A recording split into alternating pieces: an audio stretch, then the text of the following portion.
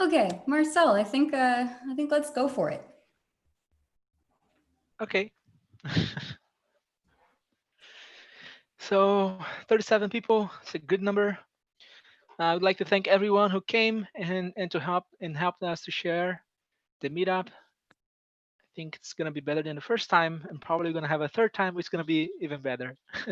So today we're gonna have Al doing a live coding at the end. I think that's the great thing today, right? A live coding on content CML. I'm gonna talk a bit about causal modeling. I think that Dimitri probably wants to say a few words about iterative and DVC. Yep. DVC and CML and the plans. Yeah, sure. Go ahead. Not right now, maybe at the end, when after the Oh, it's live. up to you. Yeah, listen later. Okay. So I think it's better if I do my slides now, and then Al can talk, and then right after that do the live coding. I think it's a better way to do it. You think it's nice? Yeah, sounds Okay. good. Okay, let's try to share my screen here. Can you see my screen? Yep. Okay, so let's make sure I'm not going to go off over my 10 minutes. So the idea of this presentation is a very quick presentation. It's going to be about 10 minutes, probably a bit less. And the idea is to talk about a bit about what I do in my PhD, which is some causal inference analysis, and how DVC has been helping me to perform my analysis and my project itself. So I'm going to briefly talk about network inference, data set that I've been analyzing, and then DVC. So for those of you who don't know exactly what network reconstruction means, the idea is that you're going to have a data set just like any other. You're going to have samples and you're going to have the variables.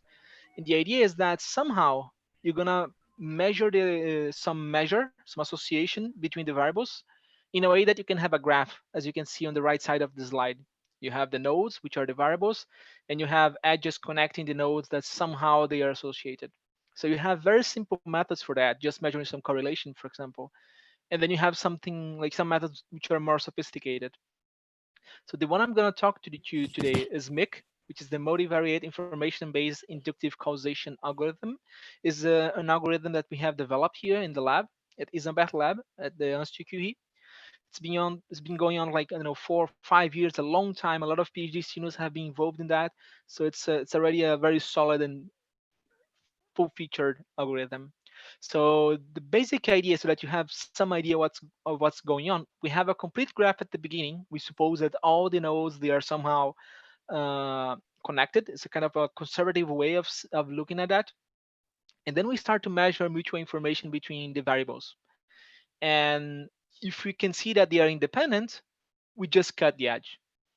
But sometimes they can look marginally dependent. There's a measure of association between two variables. But actually, if you condition on a third one, which is usually known as a confounder, you can see that they are actually independent. So actually, it's much more complicated than that because we have a lot of other structures. You have collider that you cannot control for that. So we have a lot of things, but in the end, we're gonna be at this second network here with some edges, and that's what we call the skeleton. And we believe that's the right skeleton. It depends on the sampling of your data, depends on a lot of things, but at some point and with some assumptions, we can say that's the real skeleton, which means that these are the variables that are really associated, at least according to your data. Then according to some measures, we call it V structures, when we can see that the thing is that you have an equivalent, what they call a Markov equivalence class, different associations regarding orientation, like who causes who, can be satisfied with the same data set. So just with data, you cannot say if A is causing B or B is causing A, usually. But the thing is, when you have three variables, it's a bit easier. In restructures, which is when two variables are causing one, but they are independent among themselves, I would say maybe it's the easiest one. And then it's easier to guess the orientations. And at some point, according to some other assumptions, you can just propagate according to some orientations. You can guess a third one so that it doesn't break your assumptions. And you have a graph which is mostly oriented. So we have an R package that does that. It's called Meek. You can find it on GitHub. It's an R package, but actually most of the code, most of the CPU intensive code is written in C++. Then you can just download this package. I have a post on my blog using DVC to manage some pipelines with this package. And in the end, what you're gonna have, like you're gonna have a data set like this one. It's a very famous data set. It's here. It's a data set and epidemiological data for cancer patients in the US. Here I have an undersampling with 50,000 cases.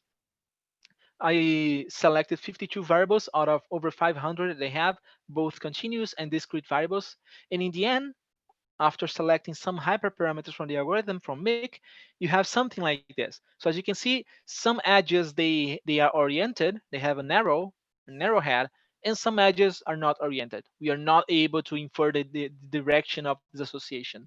And we are not either saying that this is causation, but in the few minutes that I have, I would say this is closer to causation than what we are usually introduced, which is mere correlation, like marginal association.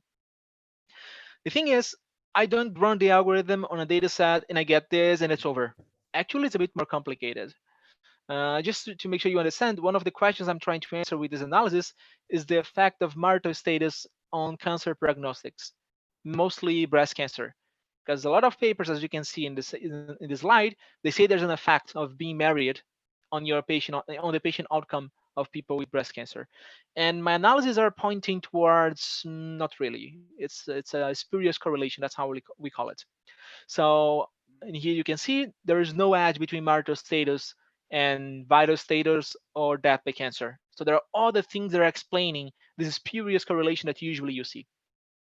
The thing is, when you go to our website, I'm going to show the link in the end, where you already have a server with the R package and everything there, some pre-processing and post-processing. You just upload your data and it's done. Sorry?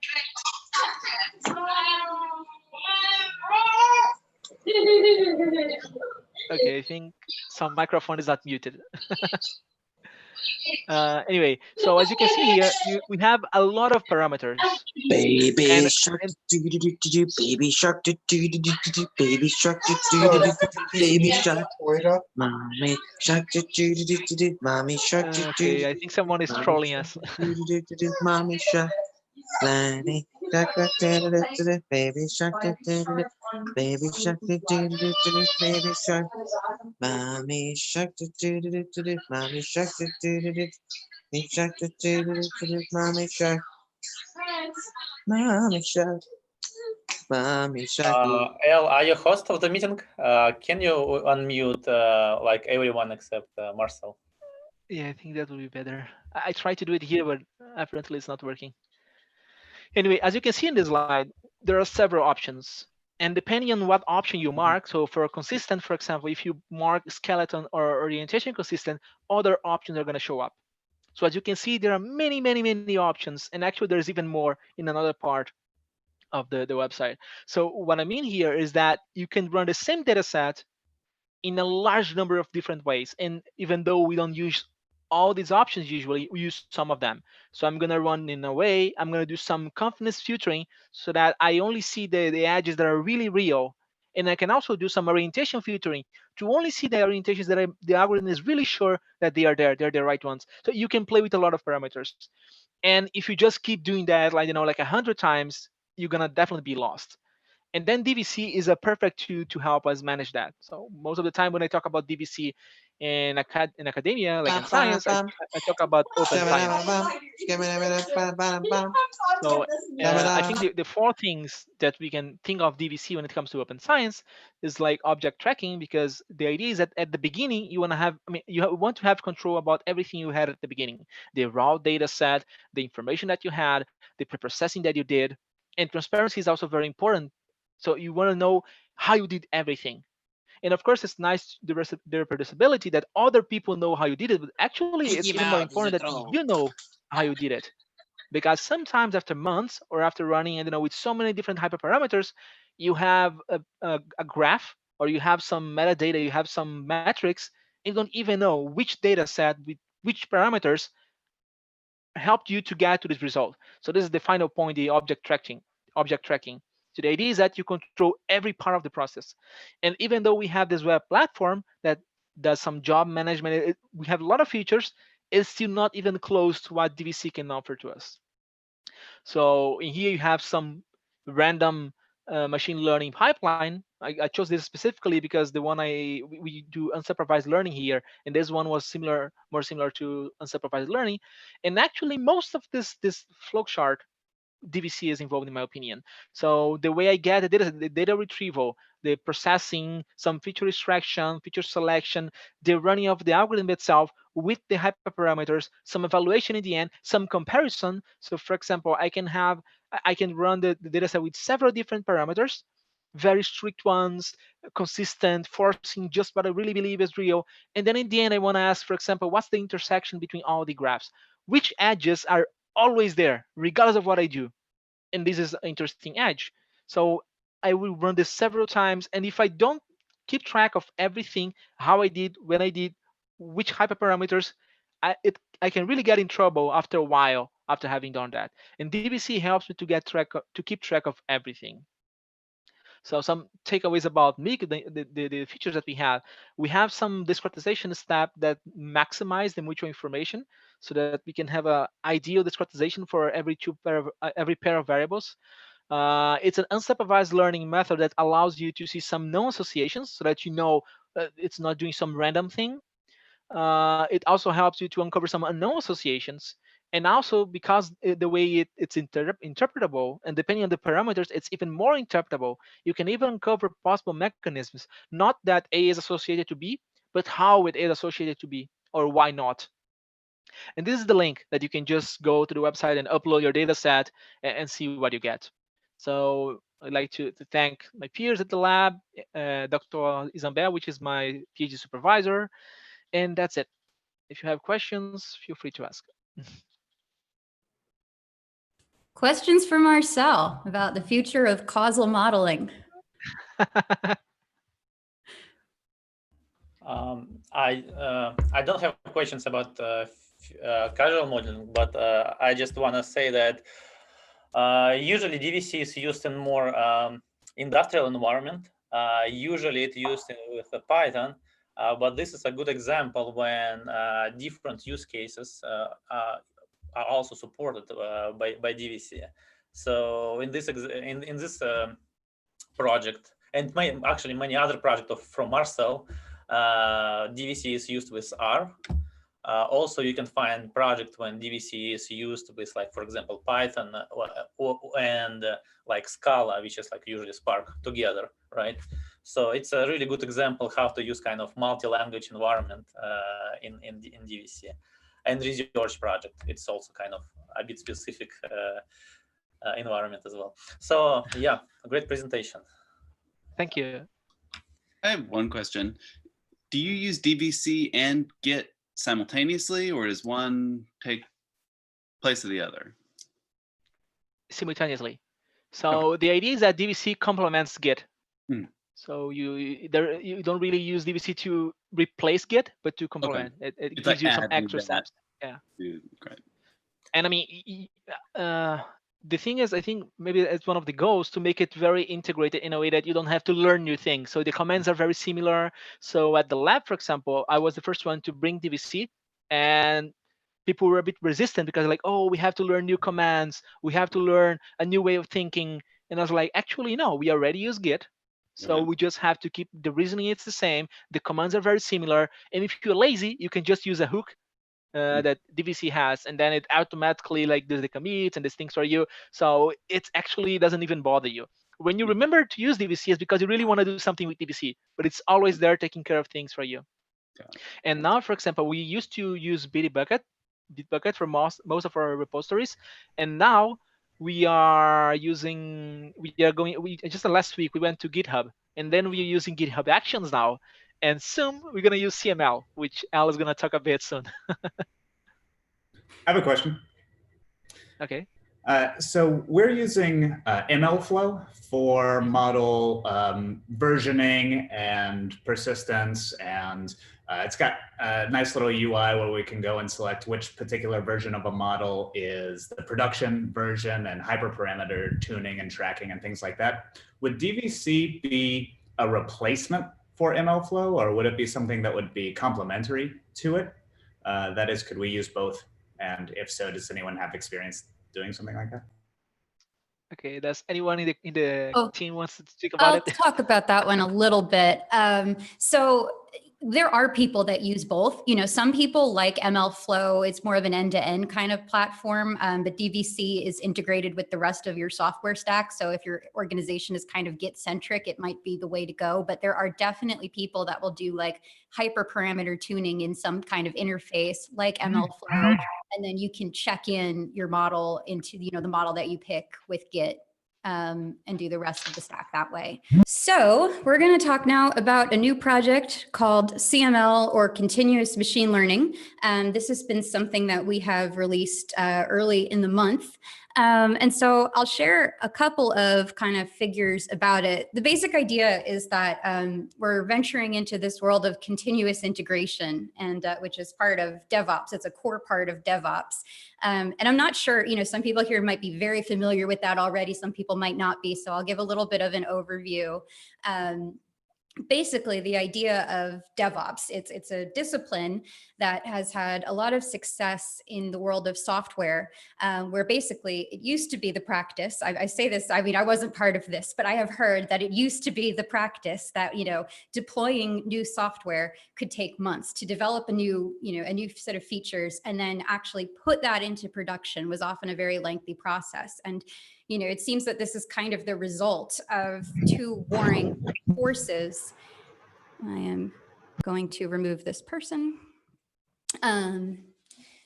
It's two warring forces within an organization. One force of wanting to develop things quickly with fast experimentation, being developers, it's very quick to try something new out, but also people who work in ops operations wanting to keep all of the services available without any interruption. And so that's a force for stability. And with these two kind of factions having opposing incentives, it often led to a kind of deadlock where developers could come up with ideas very quickly, could code them very fast, but they couldn't go anywhere and they would sit on a shelf for a while. And so this is kind of an issue that we see a lot in data science and machine learning. There's a recent Anaconda report about the state of data science that kind of brought into clear relief that most data scientists still feel like they have real difficulty impacting their organization, taking the things that they've made and turning them into products or services or something that guides the business. And I saw this a lot when I was in academic research. So kind of, you know, where Marcel was, I think it's fairly standard that, you know, the quality of the statistical modeling will be top notch, but, you know, most people's code is something that they do on their individual desktop. You know, things never get shared. They're never released to anyone. Everybody is doing their own versions by hand, you know, with file name suffixes to version them. And the result is that, you know, nobody ever shares, maintains code. And so there's a lot of duplicate work, there's a lot of unreproducible work, and it's a fairly big problem that I think is only going to escalate in at least especially machine learning. And so DevOps kind of prescribes a set of principles. And so some of them are philosophical. You know what, I'm gonna remove this person. So some of them are philosophical and some are practical. So DevOps kind of occupies a place of being both a theory, a set of ideas about how organizations ought to work, as well as actual concrete steps you can take. And that makes it particularly interesting. And so, you know, there's a book, there's the DevOps Handbook, which I've been reading, and it's a pretty great read. I really recommend it. And what I like most about this is that it kind of takes the, you know, the onus off of necessarily like, okay, well, do data scientists need to learn, you know, X, Y, and Z, or, you know, people in operations need to do this better? It kind of takes a systemic and process-based perspective about like, okay, well, how do we work? How does, you know, an organization function? What kind of processes do we use to check in code, to try out new features? And so it's kind of a collective and systemic perspective, which I really like. So one of the big ideas from DevOps is called continuous integration. And I'm going to screen share to show a little bit of a diagram about it, which I hope will help people kind of understand. Share screen. Okay, let's do desktop. And here we go. Okay, so these are some slides from a talk I gave a couple weeks ago. So we're going to talk here. What is continuous integration? It's part of CI/CD, which is continuous integration and continuous delivery. Sometimes the D stands for deployment. It can be either. So the basic gist is that, there's kind of this loop. There's a feedback loop, so that whenever somebody on the team changes code, so they might, check out some code from the repository, they might make a feature branch, and then they'll change the code in some way. Then as soon as they check in, usually with the git commit and push back to the repository, the software will be built. And then we're going to run tests on the software, and we get back, did we pass or fail? And if we failed, we can keep iterating. And then assuming that we passed, then our code that we've, on this feature branch becomes a candidate to be merged into the master branch, which could go to production, or it could await more testing. It could be either. Now, this is challenging for machine learning. It's different in a couple of ways. So in machine learning projects, you have a very strong dependence on your data set. So it's not enough to just be checking for changes in your code anymore. You have to check for changes in your data set. So we've got to track those. And as we know, which is one of the main reasons for DVC's existence, is that it is not easy to track changes in data set using Git versioning or something comparable. You need to work with data differently because of the size a lot of the time. Another thing that's different is that when instead of building software, we're training models, and training models can require specialized hardware. It could take GPUs, it could take, high memory machine. If you've worked with scikit-learn or something, you know that even when you're just doing matrix algebra, you can quickly run out of memory with a lot of data sets that are common in machine learning. I'm going to stop the share. So that's kind of the gist of continuous integration is, it's this process by which we're doing fast feedback where anytime code gets changed, and now in machine learning, we want anytime any aspect of code or our data set gets changed, we're going to very quickly evaluate our project overall in a production-like kind of environment, and we're going to test it, and we're going to get feedback. And then it's going to be easy to merge this into the master or main branch of our project. So any questions so far about kind of what is continuous integration? Okay. Oh, I heard something. I had a small doubt. So you talked about for even every small change, like in machine learning, you have different hardware like GPU, CPU, etc. So does we need specific hardware for every small change, when we make a change in CI? Sorry, I don't think I fully understood. Could you say that again?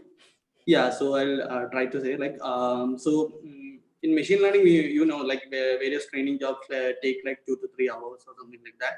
So what I meant is what continuous integration usually means is for every small change, you need to rerun the entire experiment. And you said about calculating the accuracy, what precision value you get after the experiment, right? So how will we care about this hardware aspect, and how long, if a training job takes 2 hours to run, so the CI job will also take 2 hours, right? Yes. So will it be won't it be Oh a my big God, that problem? was so racist. That was so racist. Sorry. I think I got it. Okay. Yeah. Yeah. I mean, it's an interesting question about okay, how much will CI work, when you've got a longer training system? Yeah. For me personally, I think, any kind of ML thing I've worked on, CI can just kind of help you orchestrate your resources. So, I mean, it really makes no difference to me whether I train it in a CI system or, I initiate the job from somewhere else. So it's I almost may as well just do it in the CI system, because I'll have to wait 2 hours anyway for feedback. And at least now it's in, the same environment where I've got all the other work. But yeah, I mean, some people have opinions about okay, is it okay to do this if I've got a job that takes 12 hours to run? And I think you'll get some differing opinions on that. So it's something we're kind of curious about what people are going to use. It's kind of an experiment a bit, how will people find that this works for their workflows? Yeah, I can add to this. Training on cloud through CI system is only one use case, right? Another use case might be we got a model, but we need to run sanity check before we merge this, right? And CI/CD is kind of a way to automate this stuff when you can reproduce all the environment and do the proper check before you merge the model to master. All right, this is the way how to close the gap between like development environment and production environment. So it's not necessarily about training; it's about like machine workflow in general. Interesting. Thanks. I have a similar question. I think that makes total sense that it's not necessarily just about training. I think still in a lot of cases, it does require a lot of compute. And I'm curious if you all are seeing anything or how you maybe do it on your own end about managing that compute. I think I've seen in your example that you will spin up a GPU that's sort of one-to-one with a specific action. Is there a good way, or have you seen any examples of how to manage more like a pool of servers, so you don't have the sort of like cold start time in the job? Yeah, definitely. Yeah, so this is a good question. So right now, what we do with in the CML project, we just give you like some examples, like how you can get resources, right? How you can allocate some machine in the cloud, which will shut down when it's done. Right? This is what we provide for now. But you are right that for some more advanced scenario needs to be supported, right? When you don't want to wait one time until your machine is allocated from the cloud, until you like get the Docker inside and stuff like this. So this is something that we need to work on more, and right now we're kind of doing some like optimization on this end. Cool, that makes sense. Thanks. I had a question. Mm-hmm. So like, can we, so it usually uses, so I have seen one of your tutorials, so it usually uses the GitHub servers to run your CI. So can we have an like setting where that can be that can be done on a on-premises computers, because some of the like data set or anything might be like not like sensitive, so we would maybe like to use it on premises hardware. Mm-hmm. Yeah, it's totally doable. So GitHub Actions and GitLab CI both allow you to set up self-hosted runners. So as long as your organization can use GitHub or GitLab, as long as that's compliant, then it's actually only like it's like just a couple of steps to set up a runner. I mean, it's like a 5-minute process. It's very quick. And then you don't have to do any like cold start time, because if you have a machine that's just on, you basically are running a script so that it's listening for jobs, and then it will run the job as soon as it gets it. And we're also working on some things like, okay, how do we work with spot instances or clusters? So it's kind of, we're still developing some use cases, but it's pretty flexible what you can do in terms of setting up your own compute. And so it's related, by the way, it's related to the previous question, right? Like how to reduce warm-up time. With self-host runners, you can do this. This is kind of the tool how you can do this. And they support like different like labels and the stuff, when you can say, I need this machine with this particular label, and you got like exactly what you need, like at the same time as you request, without like any provisioning or Docker updates or something. Yeah, so I'm thinking let's just jump into the live coding example here. And, if you get questions as we go, I'm going to mute everyone, and I'm going to say type them into the chat as we go. Let's see. Okay. So I'm gonna, as long as we can get through this without any serious troll attacks, then we'll stick with this coding example. All right. So I'm going to do this. It's a basic data science problem. And if you have any questions at all, like no matter how basic, it is cool, put them in the chat. I am sure somebody else has that question. Okay, so I have a really basic Kaggle problem in just a GitHub repository. What I've got is a data set full of different wine quality ratings. So this is kind of the variable of interest, and we've got a bunch of features about them. This is really a toy problem. I've got a script that does model training. So it's a scikit-learn model. It's pretty lightweight. So this is not an example that we need any GPUs for. Where we're just going to read in our data set, we're going to fit a random forest model, and from it, we're going to produce a text file that contains some metrics. So we're just looking at an R-squared coefficient and the test and training sets.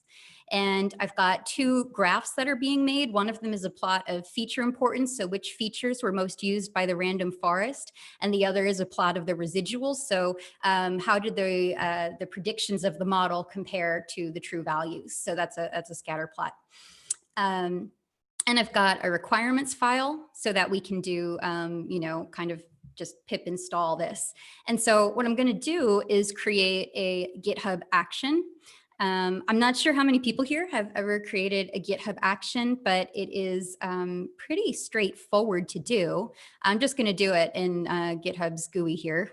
But of course, you can do this locally as well. So we're going to create a new file, .github/workflows. And so this is a special directory that is for any kind of GitHub action. You put it in here. And what's important is that your file for an action have the YAML extension, but it doesn't matter what, you know, what the first name is. So I'm just going to call it wine because that's what we're doing.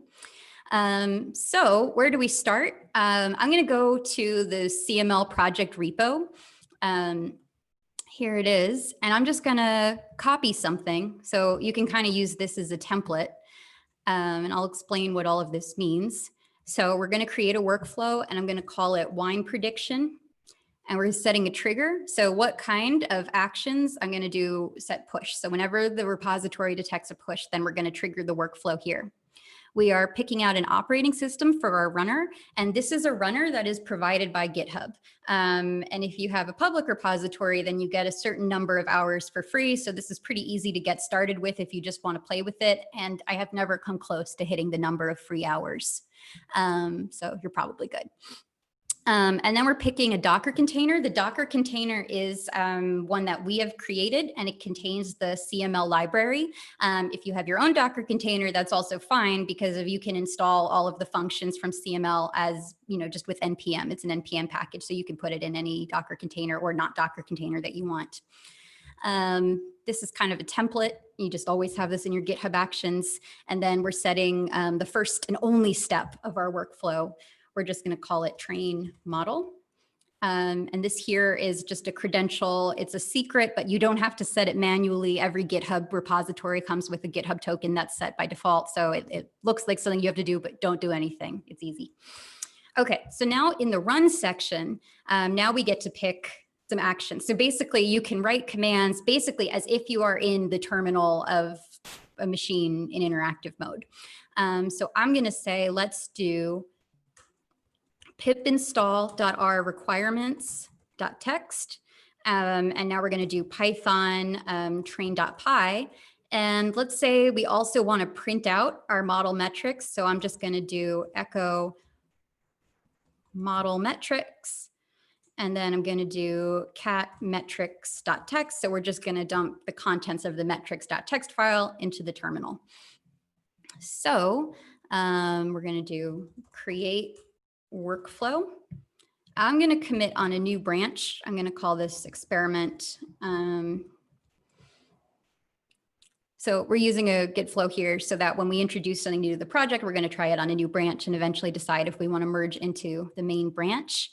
So we'll create pull request. Okay, and now when I make this pull request, we've got this, section here that's telling us that there's something running. And if I go to details, then we can see that, this is basically the logs from GitHub's runner. So we're just looking into their machine that's been assigned to run our job. And train model is the part of the job that is, that's our workflow. And while this runs, let me take a look at some of these questions here, because it takes a minute to run.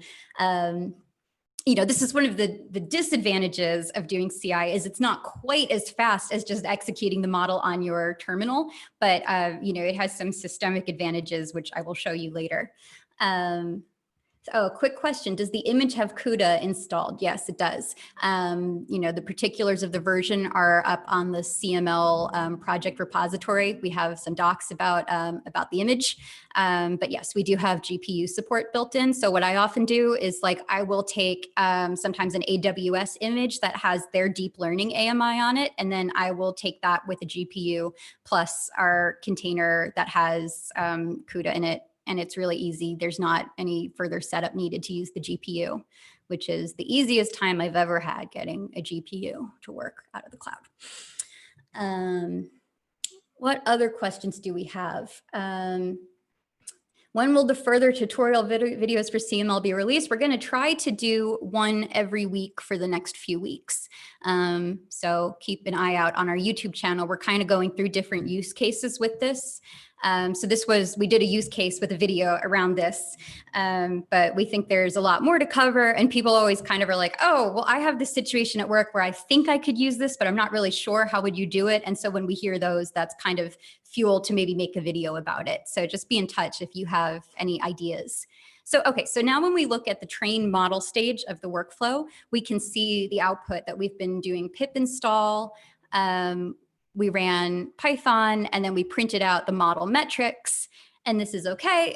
But we know that we had some other output from the model. We also had visualizations. We had 2 plots that were made, and having to look through the logs is maybe not ideal, because if we want somebody just to be able to look at this pull request and know, do I want to merge this or not? So that's where we're going to start using CML functions. So I'm going to go back to experiment, and I'm going to go to the workflow file, and we're going to edit the workflow. Okay. So now we're going to create a markdown report. So we're going to do echo into report.markdown. This is just a regular markdown file. There's nothing special about it. We're just going to write some of our outputs to this markdown file. And we're going to take the copy of what's in the metrics file, and we're going to append that to the report. And now I'm going to do data viz. I'm actually going to add a little bit of formatting. Okay, and now we're going to use some CML functions for this. So we have a CML publish function, and then I take the images that are currently in my, that have just been produced by Python train.py. And we're going to do CML publish, what was it? It was called feature importance.png. And I'm going to give it a flag to say, format this to be placed into Markdown. So it's just going to do the Markdown formatting to write a line that will include this image. And then we'll copy that to the report. I'm going to do CML publish residuals.png. And then we're going to do a function CML send comment report.md. And so this is saying, okay, now take this markdown report that we've been writing, and we're going to deliver this to GitHub. And so when we make this commit, now we'll be able to see the changes on our pull request. So when we go to create workflow, we can see that something is running again. And so we can just kind of let this run, and we'll see what happens. So I'm looking for questions. Okay, while this takes a minute to run, any questions? Are those images hosted publicly after we run the publish command? They are hosted on a service, but I don't believe I think it's only accessible by the link. Ivan, do you know? Probably muted everybody. I'm trying to unmute somebody for help.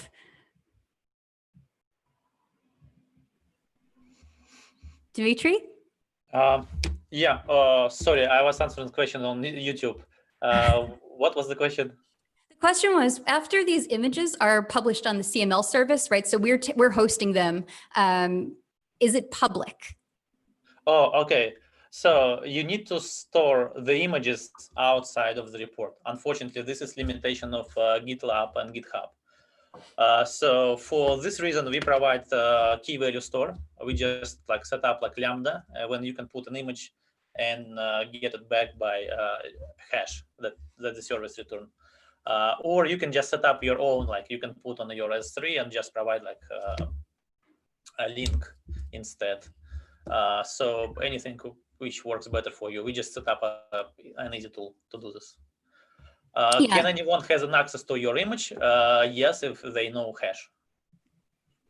Okay, in question, is the hash stored? Stored, we create like an image name by the hash, right? So if you know the hash, then you can get it. If you don't know the hash, then you cannot list the images.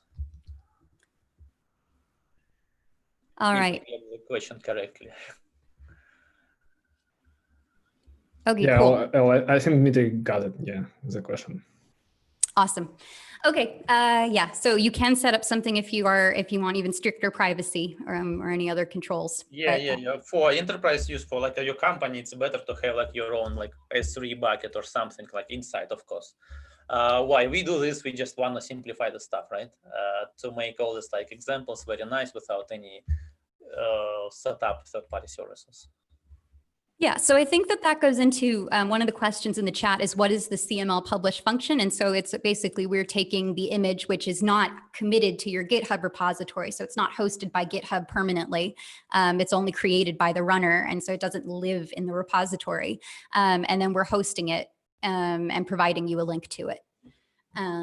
Okay, so now our job has run. So when I refresh this screen with the pull request, now we're going to get this comment that's inside of our PR. So we've got our model metrics, and now they're here instead of having to dig through the log.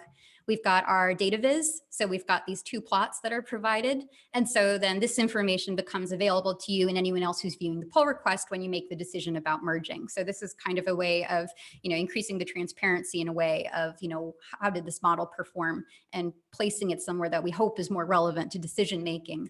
And you can put any figures you want in. It's not important what, library you use to generate them because of this is really language agnostic. It's fairly high level of just, we're just taking an image that's already been created. So you can use whatever visualization library you like, basically any image format that can be dealt with by, in a GitHub markdown file, you can use here. And you can host non-traditional types of files. Like you can, if you, for example, are working with like an auto encoder that's going to generate audio samples, you can CML publish an audio file and we will provide you a link that will direct you to the audio file. So they can still be part of your report, even if they're not an image that GitHub Markdown supports. And the other thing is that now, when I look at the repository at the stage of this commit here, then you'll get to see the data set and the code and the training script, and also the infrastructure that it's run on by way of your workflow config file. So, and that's all tied to the report so that you don't have the problem anymore of like working in a local repository where you do lots of experiments and then you have a graph or a data viz of something, but you can't remember how long ago it was relevant or tied to what data set or what code.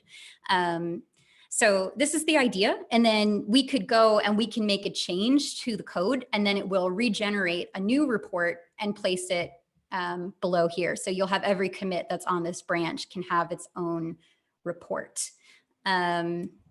So in the interest of time, I won't do that, but you can watch the video that we have on YouTube, which goes through, a full tutorial, and we do continuing to experiment with our code on this branch. And again, model training is not, the strict use case. This is kind of an easy way to demonstrate it, but, it's not that everybody has to develop every model in this framework, but that you can, after you've maybe developed a model, maybe after you've done, a large hyperparameter search, you can check it in and test some things in whatever container or on whatever infrastructure you'd like, and then get this report that helps you decide what gets into master or main.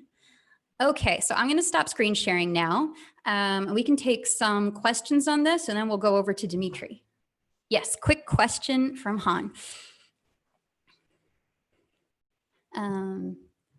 Let's see if I can find Han. I can unmute him. Let's see. Okay, I've restored unmute yourself permissions. Thank you. So the quick question is, in the CI or in the CI pipeline? Is there a way for us to programmatically select which version of the data that we want the test to be, or we want to verify the model? So it sounds like you would have to build that into your code. I mean, I'm sure that there is a way to, write a workflow that will pick the right data set. Yeah, I can add to this. So yeah, Alice, right. You need to kind of define your workflow in the way that will choose the version of dataset. And this is when DVC can help, when you can specify like what exactly dataset, what version of the dataset can be used. And you can change your data with DVC, commit the changes and run CI/CD with the new version of data without like changing any code. Awesome. Yeah, does it answer the question? Yes, kind of iffy, because when I was prototyping DVC, it's done using sort of like git like command. Is Right. there a programmatic way for us to retrieve the data? Like say I want both my old model and new model to be tested on the holdout data set, and that holdout data set might change, and I need to keep a version of the holdout, right? So hopefully there might be a way to track to programmatically, not using Git, not using .dvc, but using sort of a library in Python to extract that data set out and do a comparison of existing and new models on the holdout. Oh yeah, this sounds ready for the DVC API. Yeah, we do have a Python API. And so it's fairly basic, but it allows you to import data sets and you can select the version and you could have multiple data sets in your Python workspace. Awesome. Yeah, check that out in the Docs DVC API. And let us know what you think. If you have more about that use case, I'd be curious to hear.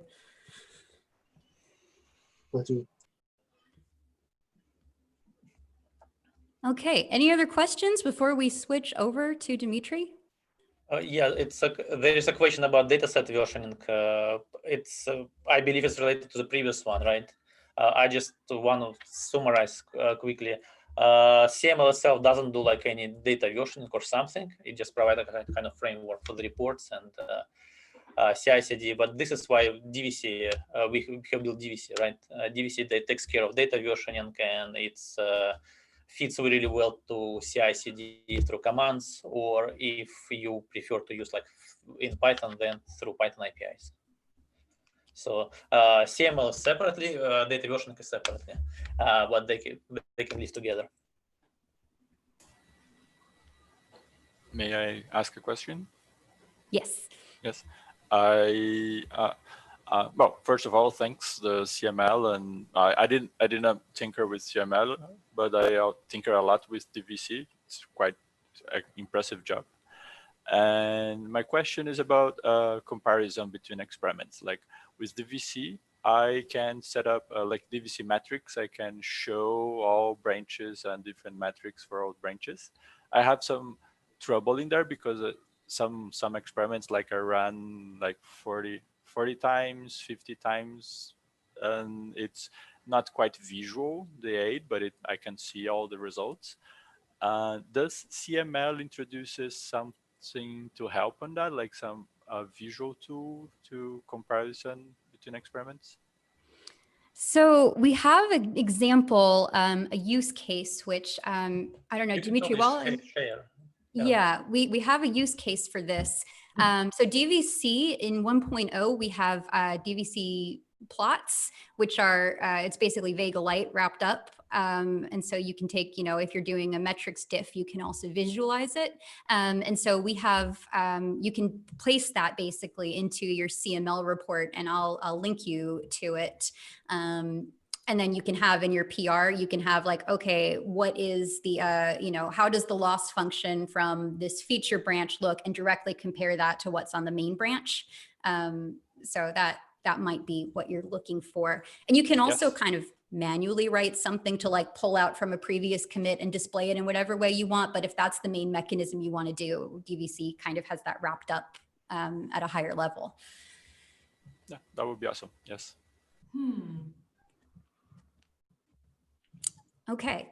Is it possible to track the metrics during job and cancel the training if metrics are not good? Yes, we have a TensorBoard use case for this. So if you're using TensorBoard, then it's very easy you can monitor in real time what's happening on the runner, and you can kill the runner manually. So you can work out something for that, I think, with TensorBoard as your way of getting a view of what's going on. We haven't explored a non-TensorBoard way to track model training in real time. But, if you're interested in making a PR, we could consider some other tools.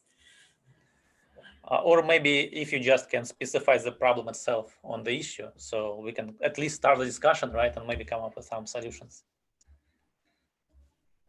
Yeah, and we've got a point here as a follow-up. DVC makes it possible to use Git refs like commits and tags to version. So I can imagine promoting new data sets upstream of the production tag after a model is deployed as part of CI/CD. Yeah, that sounds good. Yeah, it's one of the use cases, yeah.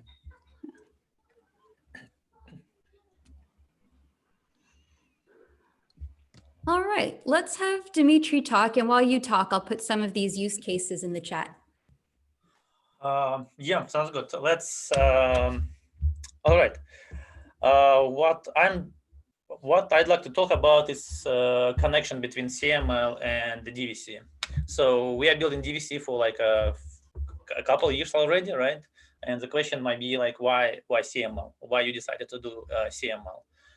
And I can say in general, we actually not our initial idea was not to just version data or transfer data or manage data. Our initial idea was to automate ML workflow, automate data science work and life cycle. This was the initial idea. And when you start thinking about this problem, we realize you cannot do like proper automation until you solve data versioning problem, until you solve data management and data transfer problem. This is why DVC was our first priority and the first project. I mean, first big project at least, which was released. But today we are kind of, first of all, we released DVC 1.0, right? Like a month ago, even more. And DVC today it's kind of more stable, and a lot of people use it in production environment in companies and different types of companies. And today we are ready to kind of expand this to other scenarios. And CI/CD and resource orchestration was pretty clear scenario to go to, right? So CI/CD it's only one way to orchestrate resources. It's only one way to get computational GPUs and CPUs, and also it's a kind of step towards production, right? CI/CD in general is kind of can close the gap between your development and production. So it was a very natural step for us, and we develop CML in the same way as we develop a DVC. We provide like open source software and people just use this, right? And our business is kind of separate. We do services on top of the stuff, on top of our open source. It's kind of a separate story. But DVC and CML and CML are open. So the next question might be like, all right, DVC is clear, like CML is clear, like, but what is next? For today, we don't have a plan to build like a big new product, but we are thinking a lot about like experiment experience. It was a good question about ML flow and how we kind of work with them. And today, in fact, you need to use like two tools. Data management goes separately, experiment tracking goes separately. And the question is like how to provide like holistic approach to manage your data and experiment. So kind of holistic approach to do your data science projects. And this is one of our next step and one of our next kind of priorities in DVC. It's not a separate product, it's a feature in DVC and probably CML. And also we need to work on CML. CML is a new product, right? There are a lot of like question like, do you support this type of CI like Bamboo from Bitbucket or some other stuff. So we need to support more CI/CDs. We need to support more scenarios and implement new features in CML. So if you have some ideas, please go to the issue tracker or to the Discord channel and ask, and let's talk. So thank you. I'm very open for questions. Do we have any? Oh, TPU support. Well, TPU, it's kind of type of GPU, right? We are talking about like cloud resources from like Google Cloud, right? Yeah, so Google Cloud, yeah, through CML, you can use, we have connectors, right, to different clouds, to AWS, for Google, for Azure. So we do support Google, and we specifically made some changes, cool changes in a Docker machine to support Google properly, which means to support TPUs properly. So yeah, you can go and try this.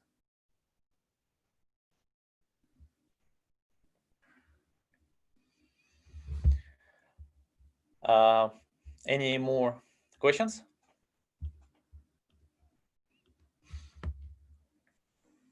All right, then one more thing. For today, we are doing meetup about DVC and CML. And one more activity that we are planning to do online is meetup for contributors, meetups for folks who kind of deeply involved on development of DVC and probably CML. And this is something that will be doing soon. Ruslan should talk more about this. Ruslan, can you give us a short presentation of this meetup? Yeah, thanks. So yeah, I can actually see a few very active contributors today with us. I see Nick123. I wish I would know his real name, but I guess yeah, we'll meet at some point later. This is the beauty of open source, right? Yeah. I also can see Puneet and Kurian Vinoy, of course. So yeah, quite a few contributors with us today. But yeah, we are thinking about doing a separate meetup for specifically for contributors, but we are not going to limit anyone from joining. But it will be more about like internals, optimizations, maybe some hidden features, some advanced usages, and stuff like that. So topics that are more in depth, right, about the DVC implementation. You can also request some features there. We can talk about the best ways to implement it and so on. So yeah, the date is to be announced, but we'll keep you posted, and we'll probably announce it this week or next week. So yeah, if you join our Discord if you didn't already, the announcement will be on DevTalk, but we'll also post it on social media as well. Yeah. Thanks. That's all from me. We got a question about CUDA versions for different. Yeah, first of all, yeah, thank you, Ruslan, for the announcement of this meetup for developers or contributors. Yes, we will be doing this very soon. We got one more question about different versions of CUDA support in CML. Yes, it's possible by Dockers, right? In CML, you specify in the workflow, you specify Docker, and you can just choose a different one. You can create your own with your own version and just use it. So yeah, different versions of CUDA are supported. Yeah, and I see a question about a user-friendly UI. We don't currently have one in development, but if there's something you like, you can always make an issue in the repo, tell us about what you'd like, and we can see.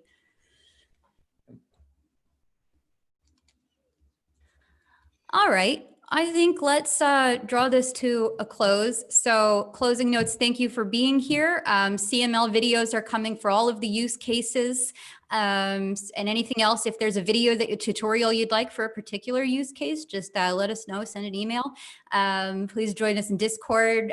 We love having you. Thank you for putting up with trolls. We'll work on security for next time. Yeah, it was a good lesson. Yeah, and what else? You know, we're planning on doing meetups, hopefully every 2 months or so. So if you are working on something kind of in this space that you'd like to share with us and maybe want to present, please be in touch, because we'd really love to, you know, give you a platform to share what you're working on. Yeah, thank you everyone for joining, and yeah, see you around.